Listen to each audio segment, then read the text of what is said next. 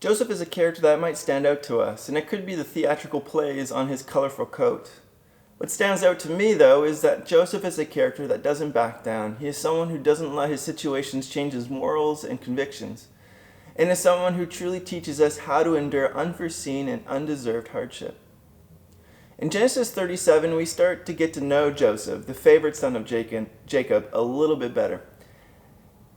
It starts with 2 dreams Joseph had, and in these dreams, Joseph was the center of attention, and everything was bowing down to him. In his second dream, he says, "This time, the sun and moon, the 11 stars were bowing down to me." And he's referring to his brothers as the stars.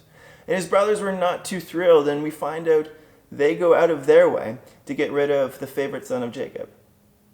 They even contemplated killing Joseph, but they resorted to throwing him in a pit and selling him into slavery. And he ends up with Potiphar, one of Pharaoh's officials, the captain of the guard. The brothers successfully got rid of Joseph, but the story does not end there, and his story, Joseph's story, is quite big. So I just want to focus on chapter 39. Within this chapter, we get a sigh of relief, and it says in verse 2, "The Lord was with Joseph, so that he prospered, and he lived in the house of the Egyptian master. When his master saw that the Lord was with him, and that the Lord gave him success in everything he did, Joseph found favor in his eyes and became his attendant." The author tells us that the Lord was near to Joseph, and that it was so apparent that he was with Joseph, people took notice of that. Life was going well for Joseph, and yet again, an unfair, undeserving event happens. Potiphar's wife tries to seduce Joseph, and Joseph declines. He said to her, "How then could I do such a wicked thing and sin against God?" After several attempts, she frames him for attacking her instead. And because of this falsely accused event, Joseph's master took him and put him in prison, the place where the king's prisoners were confined.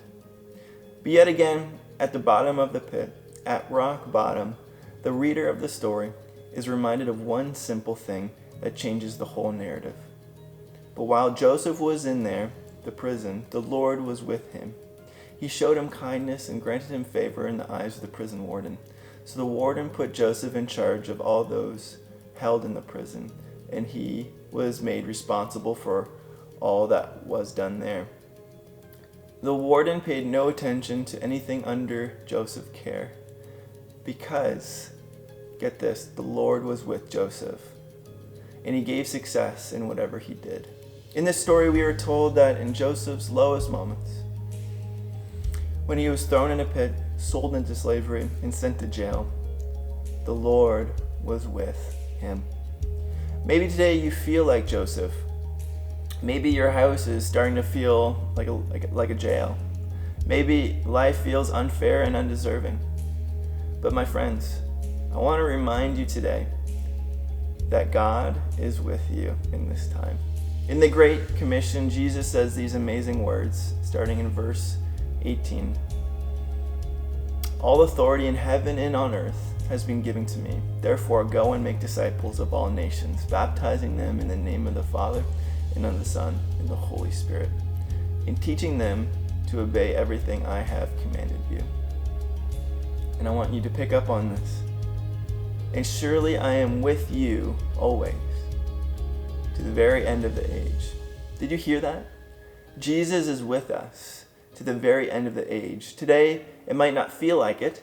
Joseph probably didn't feel God's presence in the pit when he was sold into slavery or put in jail, but he bloomed where he was planted. Knowing God is with you, how does that change your circumstances for you?